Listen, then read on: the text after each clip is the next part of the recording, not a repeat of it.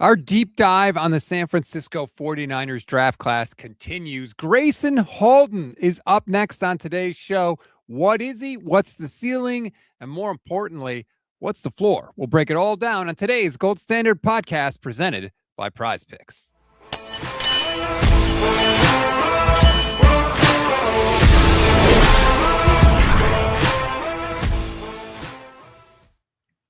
What is good, everybody? Welcome to another edition of the Gold Standard Podcast. I'm Rob Stats Guerrera. That man is Johnny Dell from the Johnny Dell Football Academy YouTube channel. Welcome to the Demonetization Station. This is where we break down something 49ers related on the film, and the NFL comes and takes all of our money. Johnny, how are you on this fine Thursday?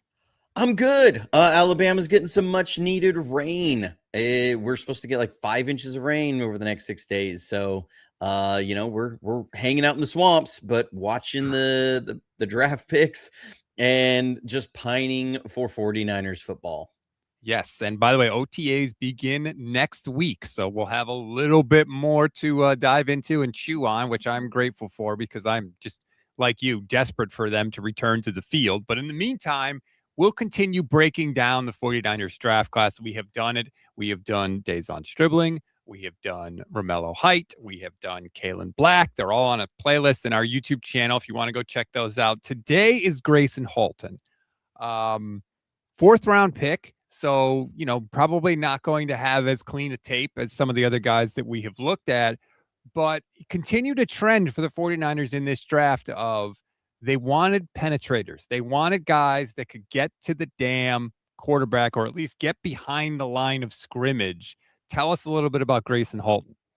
So Gracen Halton, it's interesting because this was a pick that I think the most people had the fewest issues with, and it really had to do with consensus board. This consensus board thing, and I know I've gone over this about 100 times, so I won't beat a dead horse, but I find that interesting to me because of the first 3 picks. Or of the first 4 picks, this was the one that had the least amount of angst to it, but he's the guy with the least clean tape.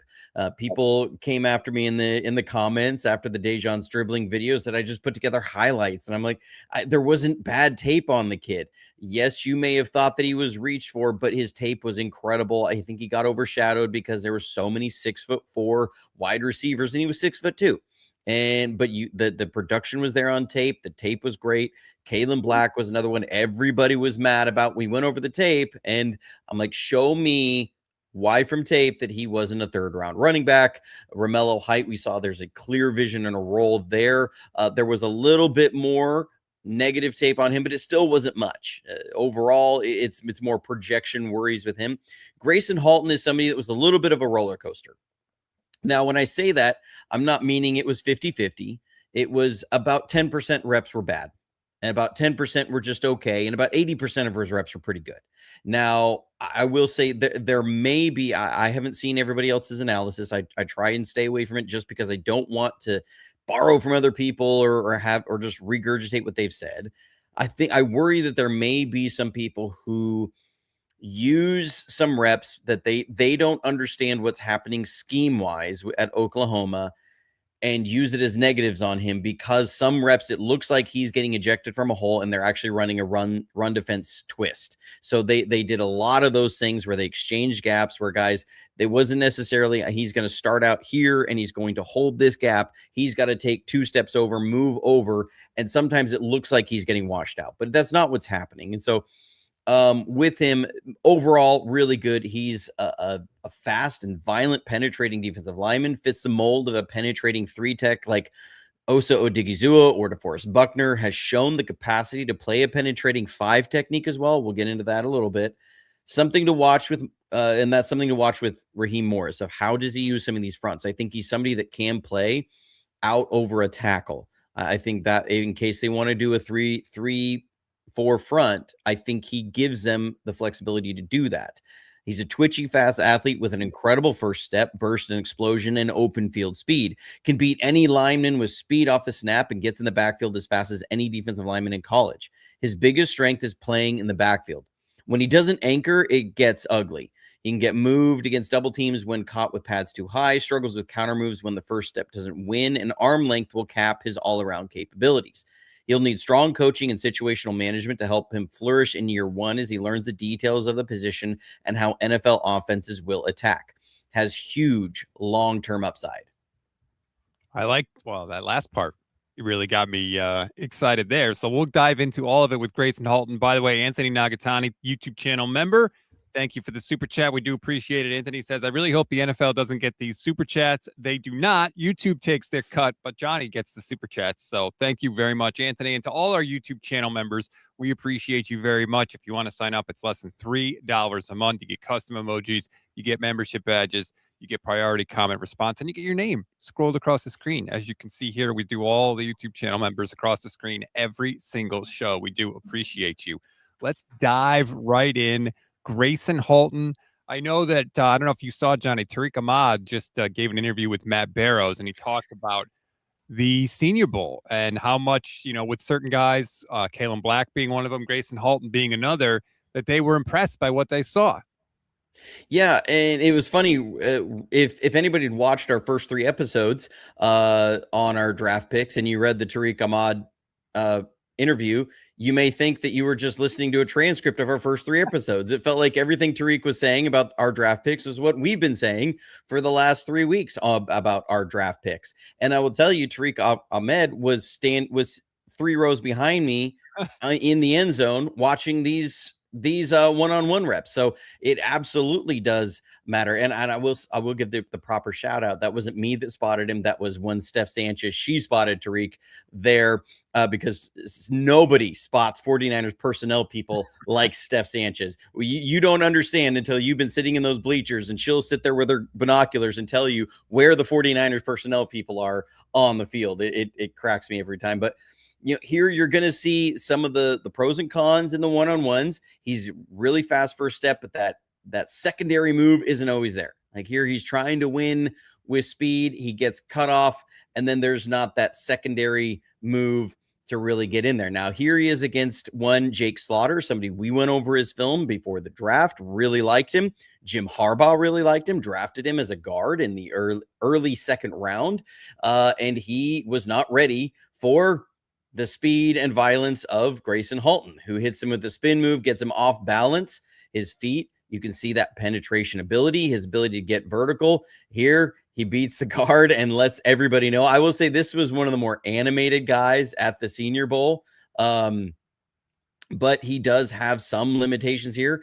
You'll see the spin move comes up a number of times. He gets a little over-reliant on it as his main counter.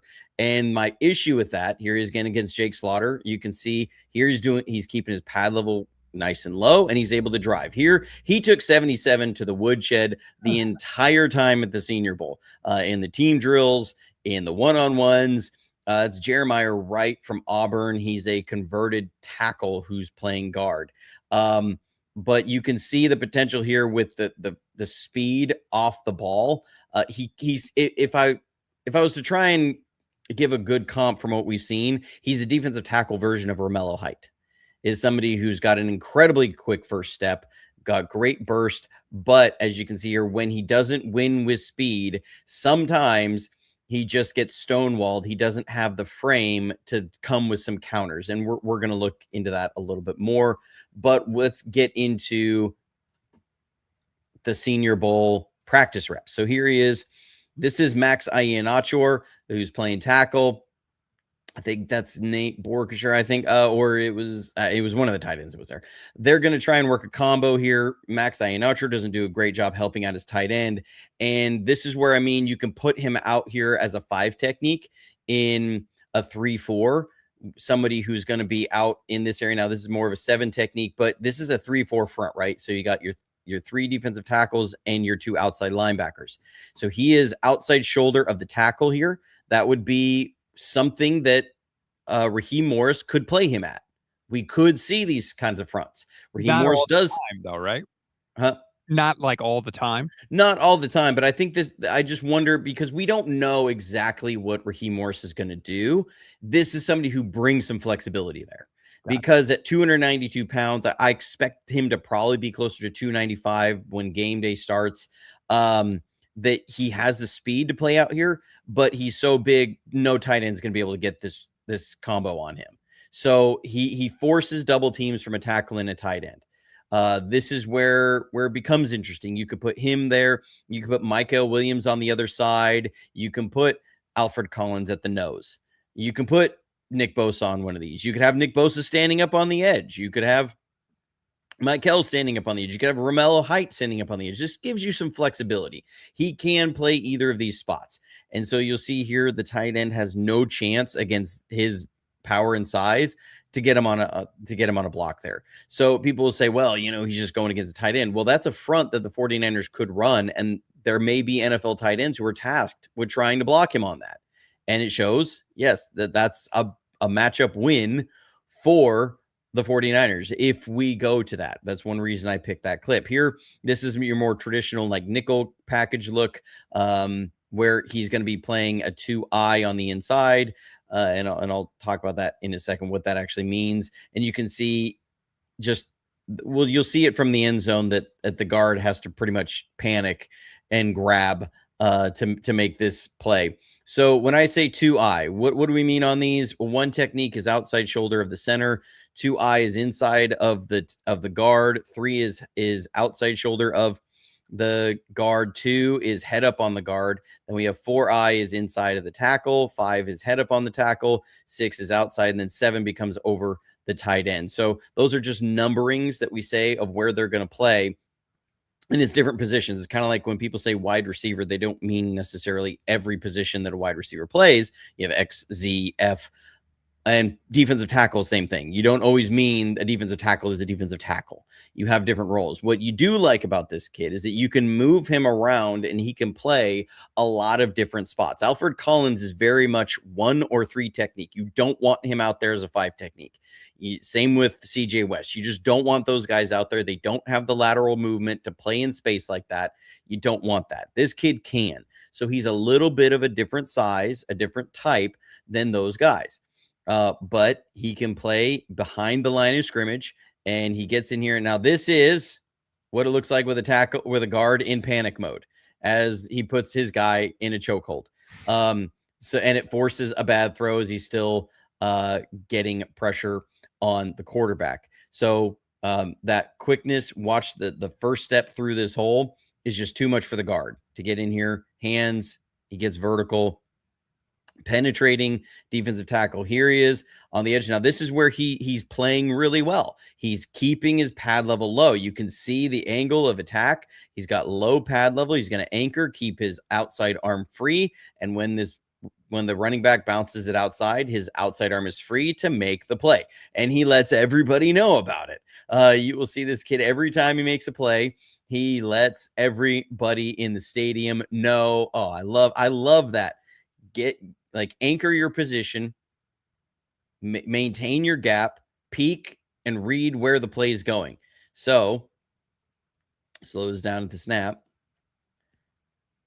Here's where you love it. Great pad level. He stood the guard up. He's pressing, and then he's peeking, right? So keep that outside arm free so that when it's there, you can disengage, get your arm out there, make the tackle, and then let everybody know that you're the biggest, baddest man out here. Here he is. Now, this is where he starts to, I want to be careful how I say this. He can remind you from the eyeballs of a guy that Raheem Morris had in LA named Aaron Donald. Now, I'm not saying people will immediately jump. This is not Aaron Donald. I know he's not Aaron Donald, but the stance is exactly the same as Aaron Donald. The sleeves are the same as Aaron Donald. The gloves with the wrist tape is the same as Aaron Donald. Like the way he moves, it reminds you of Aaron Donald. It's very clear that this kid took a lot of influence from Aaron Donald. This is a really high IQ play. I love how he plays this run. And again, he lets everybody know about it. This is going to be an inside zone. So what you love is the football IQ here to recognize what's happening. So when you get these combo blocks as a defensive tackle, what they want them to do is try and hold the inside of the front side guard. And if you can't, if this guy gets loose and goes, you've got to replace. Because what they're taught is when these combos come and this guy leaves, there's going to be a running back that comes in right behind it. So if you see this guy go, then you go and you will find the ball carrier. That's what they want these guys to do. You will end up with good things if you do that. So to recognize that moment he leaves, now he attacks that gap, presses through and replaces, and he makes the play. That's what you'll love to see.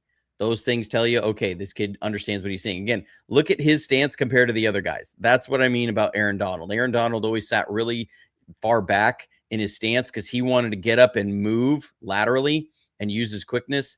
That's where he starts to look like him. Now, he can, again, shed, penetrate through the gap, and force the running back to bounce. Now, this is also Kalen Black, so another 49er running the ball. But you're going to see this block take on, and he just dismisses the block, tosses the tackle out. Wow. 71. That's when he plays with leverage. The hands, they're good. Love to see it. There's a lot there from the Senior Bowl to like for sure.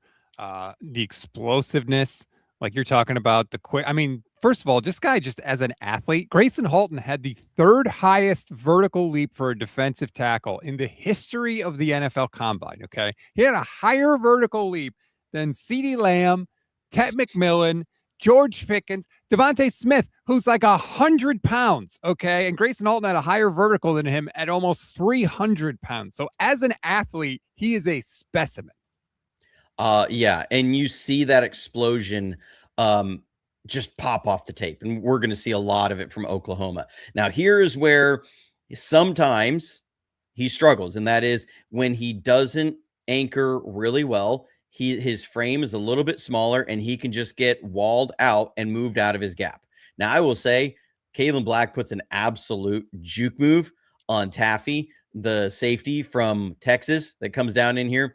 So a little honorable mention to Kalen Black. Watch the juke in the hole. Oh, and watch the clap afterwards. Oh, when you see a guy clap like that, you know he didn't hold up. Like he wasn't just holding up in the line. He knew he got beat. Dadgummit. So a little shout out there to Kalen Black. Appreciate it. But here, I mean, this kid has great contact balance. He plays like a wrecking ball a lot of times. So here he is. God, I lost my mouse. Against Jake Slaughter here. This one's really cool. I think he's going to have a stunt that comes around. So you're going to see. Oh, look at just coming like a bowling ball through there. This is Max Iheanacho or Jeremiah Wright on both sides. So here comes. He's running the stunt. Oh, and then touch the quarterback. He knew he got a sack too. Relentless. It seems like a very, very high motor also. Super high motor guy.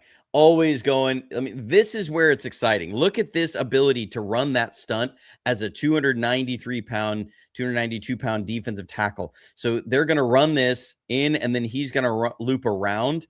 This is where you say, okay, pass rush abilities. Oh my goodness. When you can run that, very few teams are ready for that kind of thing. And if you have a defensive tackle who can do that, that is pretty exciting. So yes, super high level athlete, extremely fluid in space. I mean, he almost looks like an edge rusher turning that corner. Here he is on this side. Now here's where that spin move, that over reliance on it starts to show up. Okay, he needs to work on this arsenal. If you don't win with quickness, can you transition to power? Can you still push the pocket? Here he is standing up. You see, he tries to win with quickness. It doesn't win at first, and then spin move, and he puts himself in bad position. And this just happens a few too many times for my liking, where there's no pass rush.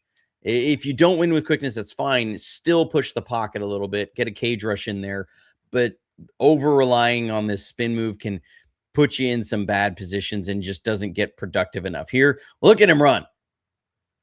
Oh, we're going to see it from the end zone. I love this running technique. This reminds you of Joe Staley. Look at these arms pumping. Woo! He's hoofing it out there. For a guy that big, man, he can really move. He really can. This is where, again, that knife through quickness shows up, that he just beats guys. When he wins and he looks good, it looks good. Get through here.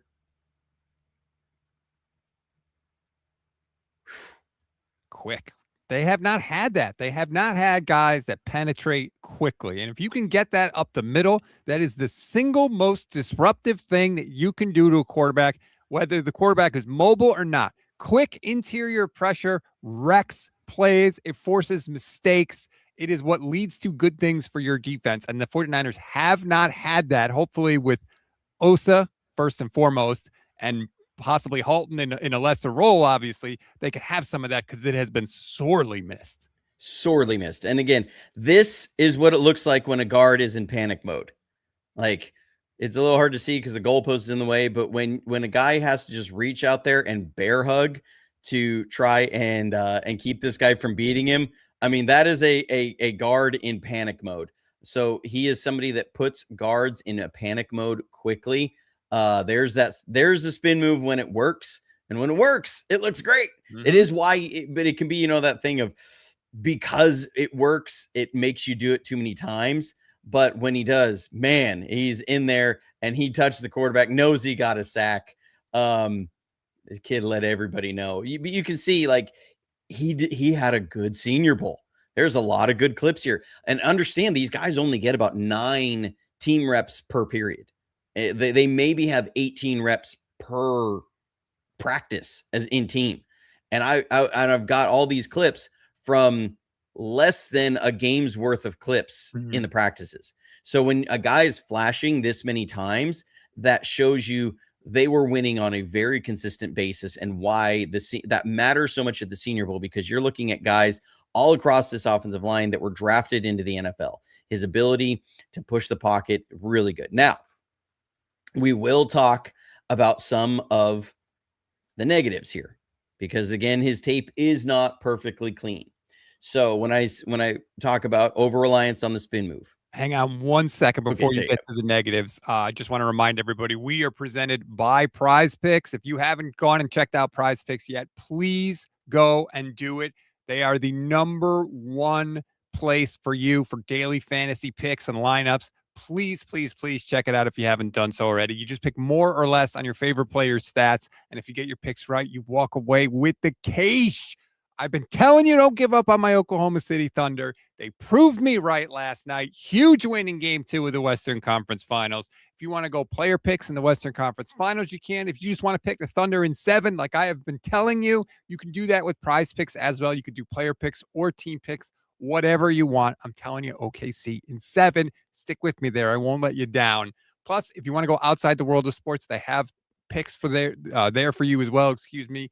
We're talking Netflix, we're talking movies, politics, whatever you want. Go and check it out right now. See if Prize Picks is available in your state. And if you use the promo code that's on your screen right now, HMA, you get a special offer. You download the app, you use the promo code HMA, and you're going to get $50 in lineups after you play your first $5 lineups. That's promo code HMA, and you'll get $50 in lineups after you play your first $5 lineup. Prize Picks, it's good to be right. All right, Johnny. Now, Gracen Halton weaknesses. This is the less fun part of the show. Yes. I will say, if you want a winning prize pick, just pick that somebody from the Trailblazers organization will be arrested at some point. As a lifelong Trailblazers fan, I can say that. You're a Philadelphia Eagle, apparently. That's true. Yeah. Nolan Smith. If you know, you know. Okay, here's that over-reliance on the spin move. Again, you can see this. This is just kind of throwing something at the wall. He doesn't win, and so there's a spin move, but you're so far out there. You disengage so far. You give this guard just too much space to go clean it up and catch up to you. This one looks pretty rough because Caden Proctor's going to pull the rug on him, and he looks like a figure skater here. This looks like Nancy Kerrigan out here. Ooh. You just have a whiff, and then he plops on you. So sometimes that spin move, too reliant on it here. This is another moment where he doesn't win with quickness, and he just doesn't really get any sort of pass rush push. This happened a number of times, so this is just kind of more emblematic of it. Here he's trying to get in there, just isn't able to knife through, and doesn't have that secondary move to really get there. Here, same thing, tries to win with quickness, and he ends up on Caden Proctor here. And this is where I say some of this you have some frame issues with him. Now, Caden Proctor is also one of the largest human beings in the world, but you can see he just won't have the frame to disengage. You can see him trying, but he just doesn't have the frame, the long arms, the size to disengage and move there. Here he is another time against Alabama. Doesn't win with quickness. So you can just see just not a real solid push. It doesn't get much there. I just saw that a few too many times for my liking. But that doesn't mean that he's going to be a bad prospect, because the good is really good. So that's where I say strong coaching needs to come in and help him develop. This is what I mean. He's got the gloves and the arm tape like Aaron Donald used to have. He kind of reminds you that. But here, this is sometimes he doesn't anchor really well against in the run game, and you just see him get moved off the line of scrimmage.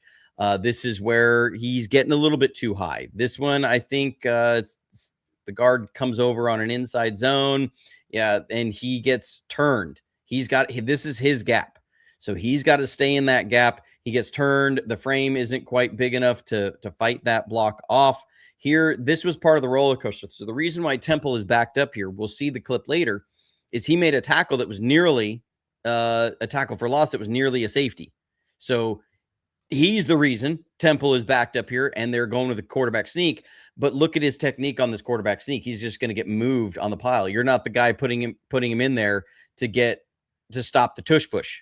Yeah. He's not going to be out there, right? This is not good pad level in this moment. I mean, you can just see that pad level rise. He gets moved back.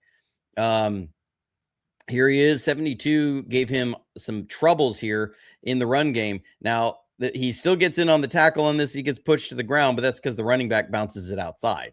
If the running back stays where he's supposed to, right up in this hole and just get the tough yards, he's not in on the play. But Gracen Halton is buried in there, and he's the one who goes to the ground. Gets a little bit too high on these plays.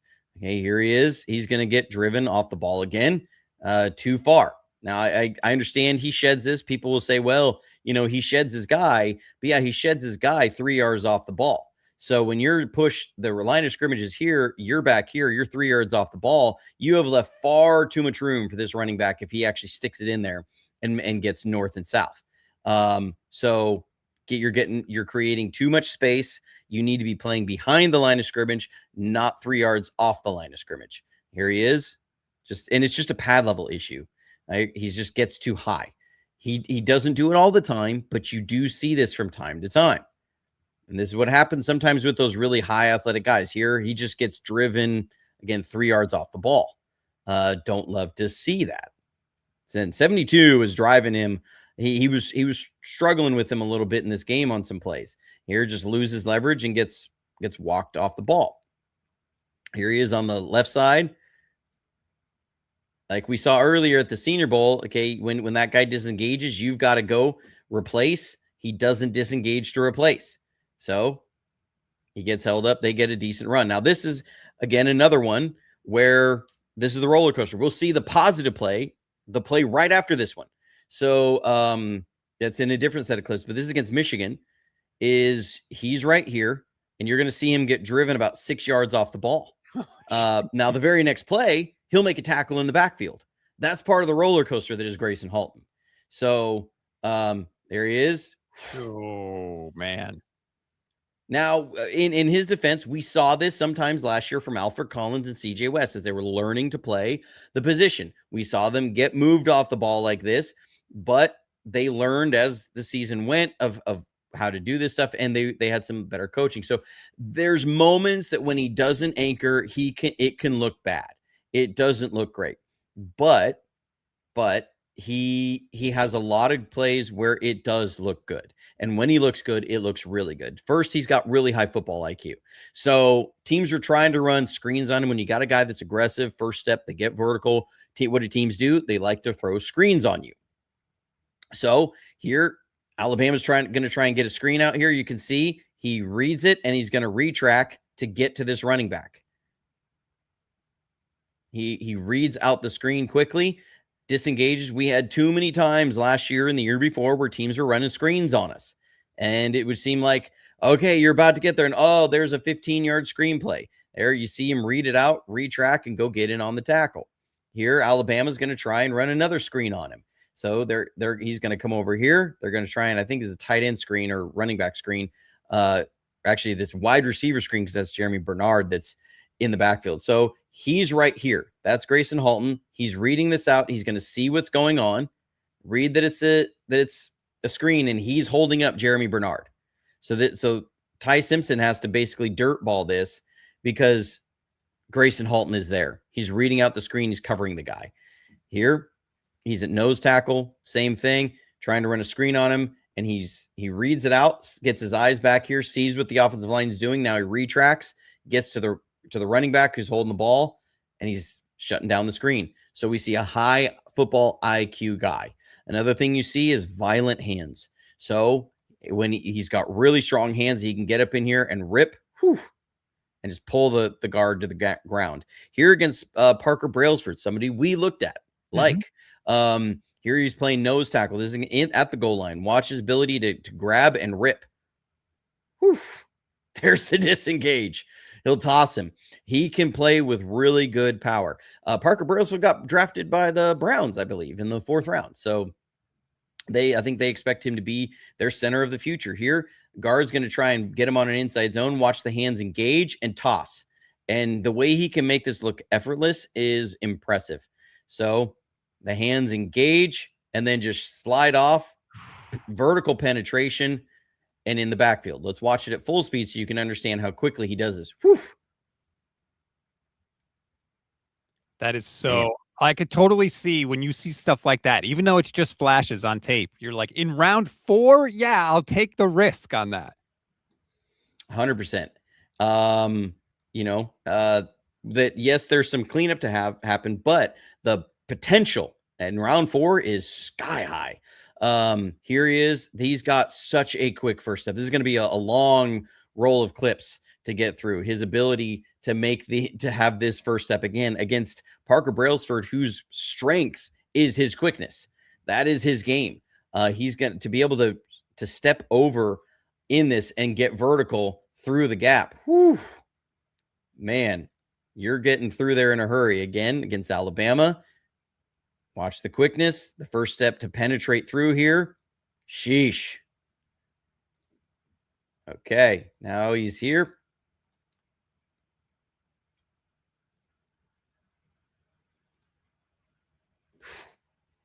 It's a lot of that. And look, like he forces the play, he forces the roll right, the throw and the incompletion. Like, sometimes you don't get stats for stuff like that, but it still affects the game in a major way. Yeah, this guy's stats were under reported just because he caused more plays to happen a certain way. The pressures and other guys getting sacks. He had 4.5 sacks. I want to say he was probably in on 9 because a lot of those sacks were half sacks.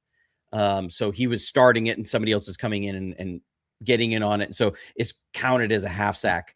But he probably had his stats were, I think, underrepresentative of the impact he had. I mean, just to knife through here. The contact balance is really impressive, and his ability to just run through blocks. This kind of reminds you of Walter Nolan and Aaron Donald, of their ability just to seem like they just run through blocks and create havoc through here. Here he is on the inside again. Watch him just toss and get in the backfield.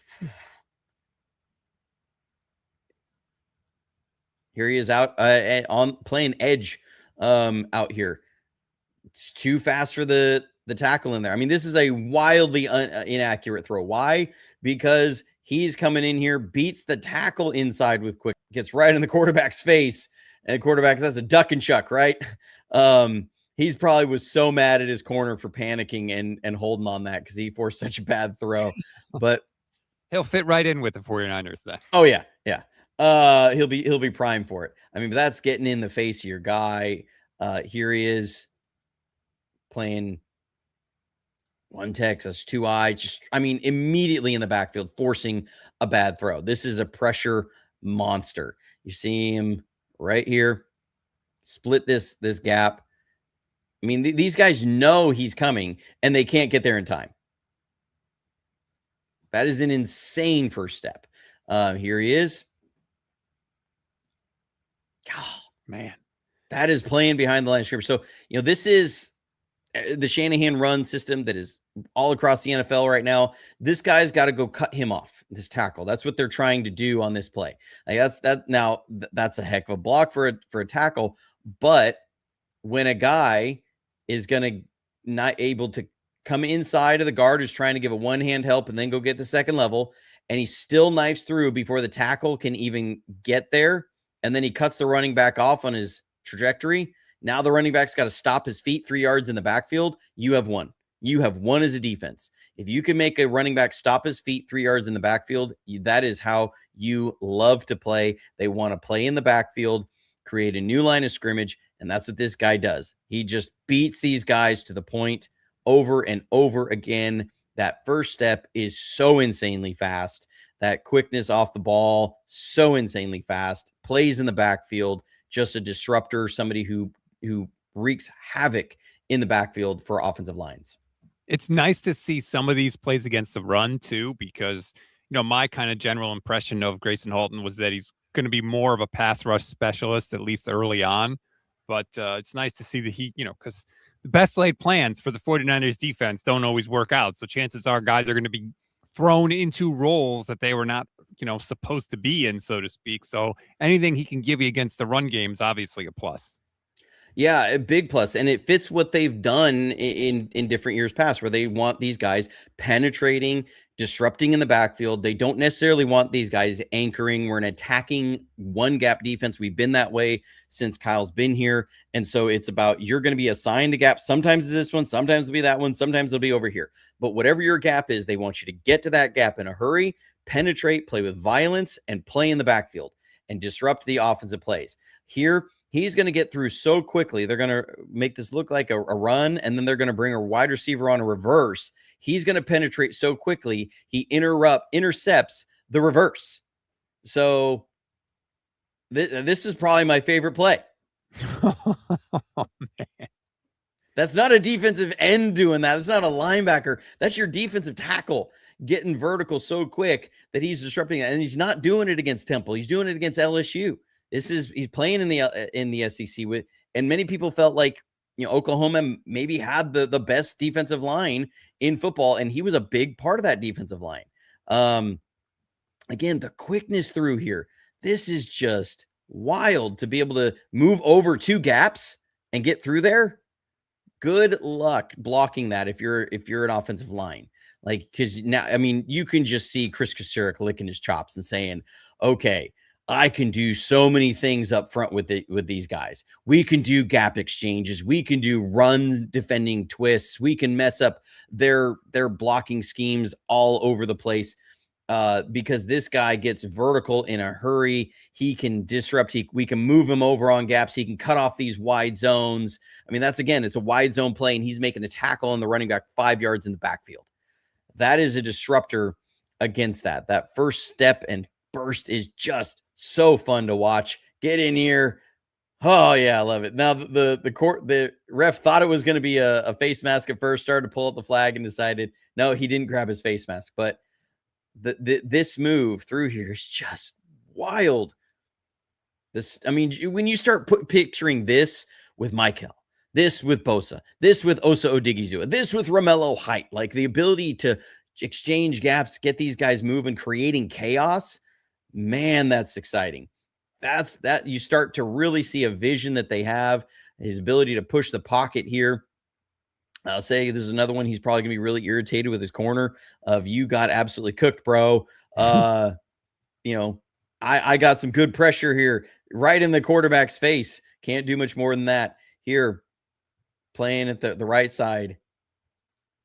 Man, just absolutely disrupting. Now, this one, he should get the tackle on this because the guy absolutely grabs him right underneath the collar in here and yanks him down from the collar. You can see that. That's the only way, but just instant disruption into the backfield. Here he is on the right side. You can play him right side. You can play him left. This is fascinating because he slips 2 blocks. They're trying to come with this This looks like the old Lombardi of Vince Lombardi stuff, right? They're going to pull these two guys over. He's going to slip up in here, slip one, slip the second, and go make the tackle in the backfield. Here comes missing one, slips the second, and then makes a tackle on the running back.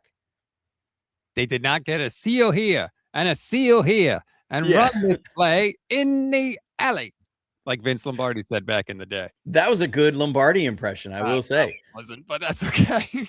It was pretty good. It was pretty good. Here he's on the left. Do you have? This is insane.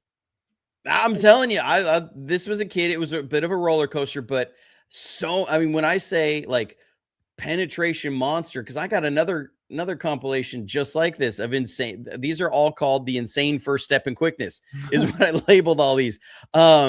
Because he just penetrates the backfield. I mean, this dude beats offensive linemen with his first step over and over and over and over again. You saw it in every game. You saw it against every team. He beat almost everybody he lined up against with this first step and his quickness. I mean, here he is, nose tackle. I mean, did it nose, 2-eye, 3, 5. Man, he's just bringing it in, forces a quarterback to throw the ball short. Okay, he's going to work this around. Like, this is high level athleticism to be able to move like this. Disengage. I mean, that looks like an edge rusher turning the corner, right? That bend and dip and turn. And at 292 pounds. Yeah. Middle. They are giving Chris Kasarik a lot to work with this year. Like, he's got a lot of different toys that he can do a lot of different things with. So this is the play right after. So when I showed the one against Michigan and him getting driven off the ball 6 yards, here's the very next play. So, yes, there's some negatives, but then he's right into the backfield and forces a horrible throw from the quarterback. This is a quarterback panicking. Okay, now because and this was a bit of the roller coaster. Just tosses his guy and gets in the backfield immediately. I love it. Against Alabama. This is in the playoffs against Alabama. Yep. Against Brailsford, just arm over and right into the quarterback's chest. Here he is again against Alabama, Brailsford.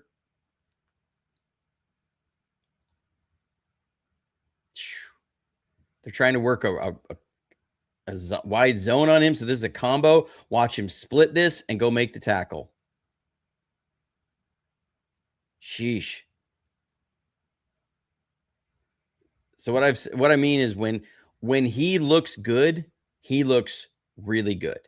It's just, yeah, there's a lot to like. Now, this one, I didn't have a necessarily a category for it. I just called it overall really high athleticism and good play. This is fourth down. Is at the end of the game in the regular season against Alabama. So you always pay attention to who's on the field in those moments. You always want to see biggest moments of the games, who's on the field. That tells you what the coaches think.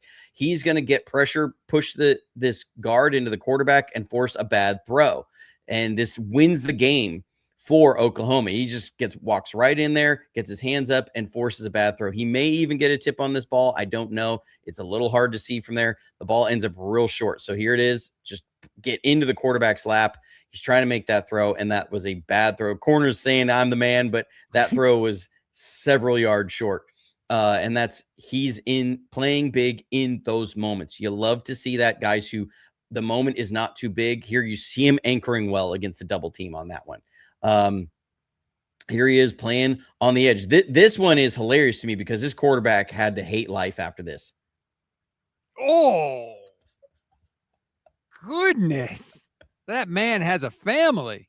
He's playing a quarterback spy here. His role, you can see him back out. His role is to spy the quarterback. How many teams are going to trust a 293-pound defensive tackle to spy a quarterback and watch him go run? Oh, it looks like a linebacker. The close there is so fast. We actually had somebody early in the show say, I want to see the play. Here, Brett Davis. How long do I have to wait before seeing the clip of Halton playing quarterback spy? Turns out about 44 minutes, Brett. I hope you're still here watching. Yeah, I hope you're still here, Brett. I had it. It's there. Another moment. Okay, 4th and 2, 1 minute 20 left in the game, 17-13 against LSU. Okay, so the game is on the line. Who's out here? Halton's out here. Okay, Watch how he performs in the biggest moments, beats the tackle, and forces the quarterback off his spot. He can't make a good throw, and they win the game. Here he is. Watch him beat this tackle around you. This looks like an edge rusher. That quickness and burst is insane. Here at nose tackle, look at him just sift through the blocks and go, and he's got a nose for the ball. Like, I don't use that term a lot, but when you say guys have a nose for the ball, they have great instincts. Look at him work across, disengage, use his hands, battle with the hands, keep guys off. And so this is the play right before the quarterback sneak that I showed earlier. Okay, so this is what I mean when I say they ran a lot of twists in here to that. Sometimes it might look different than he is. So they're exchanging gaps with these defensive tackles. This is a run defense twist. This is not meant to get pressure on the quarterback. This is to mess up the offensive line's blocking system. But you need guys who can move like that in short space at defensive tackle. And that is like, you just, again, say, okay, Chris Krasurik, we're giving you this guy to work with and run some games. Draw things up on the whiteboard that are gonna make plays happen. This is, again, you see him from this view, it looks like Aaron Donald, like the way Aaron Donald would line up. But look at him get out here. Look at him chase down the quarterback. Let him go. Here he goes. Man, you could see him too kind of set, like he adjusted so that he would have the angle as he was chasing the quarterback down. And he did it early too. Yeah. And he believes in his speed. I mean, his ability to get out in the open field. There he is, cutting the quarterback off. This is an option play, right? So the quarterback thinks, I got the edge here, I'm going to keep it. And then he gets out here and he sees this guy who just ran him down. This is the very next play. And he says, nope, I can't beat this guy. When a quarterback's saying, I can't beat this guy, and that guy is a defensive tackle, that's pretty impressive. That's either a fast defensive tackle or a slow-ass quarterback. And he's not a slow quarterback. I can tell you that. So he's a very fast defensive tackle. Here he is. This, again, is one of those twists that they run up here. Look at him engage and just, I love this one. Because this looks like how you teach guys to play linebacker, to break down in the hole, set, break down, okay? Get your eyes on the belly button, break down, get your shoulders square, read this out, keep your feet moving, and then go attack. I love it. He does it better than the linebacker that was right behind him on that play in the hole. There's like right there.